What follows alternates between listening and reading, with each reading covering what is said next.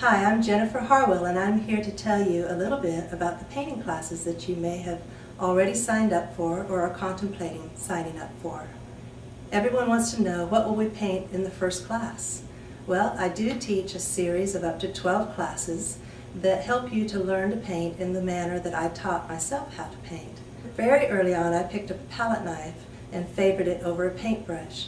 People walk in every day to my gallery and ask, how do you get the texture and the texture?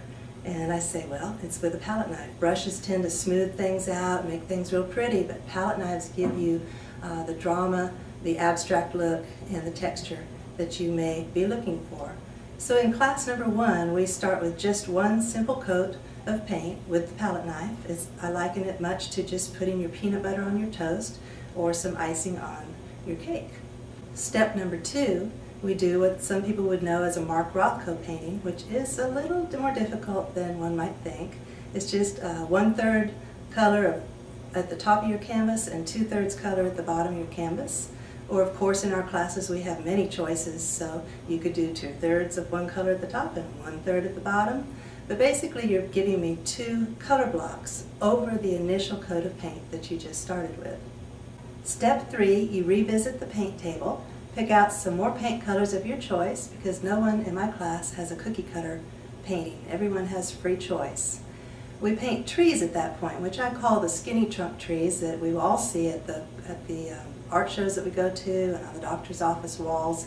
And it's a pretty painting. It's abstract, it's a little funky usually, many different styles, but very classic with just a little tree top at the top and skinny little longer than usual trunk, sometimes with a little shadowing, sometimes just a little branch.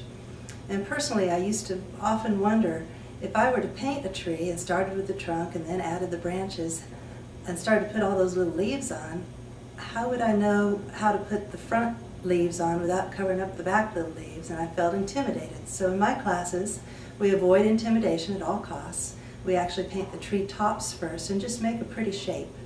And I help you with that and help you know some palette knife techniques of how to do that. Lastly, we drop the trunks down out from underneath the tree tops, much like just the legs of a caterpillar.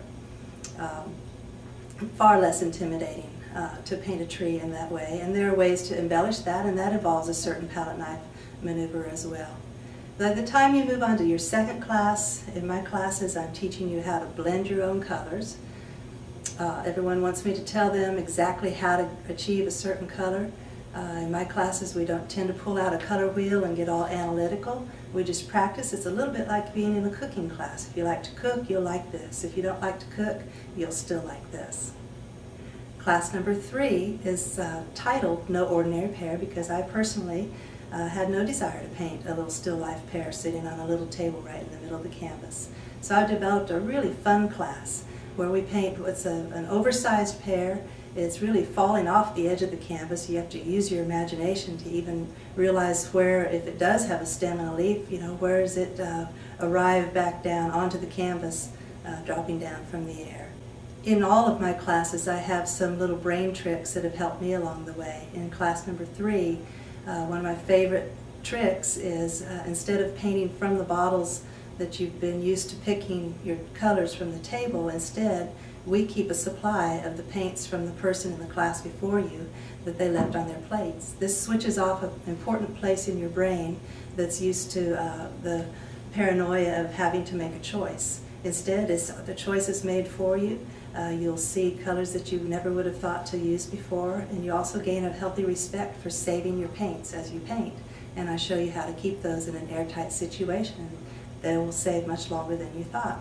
All along the way I'm teaching you, again, ways to conserve money, to conserve time, ways to relieve some of the fears that you may have that are very similar, very reminiscent of the fears that kept me from painting for so many years.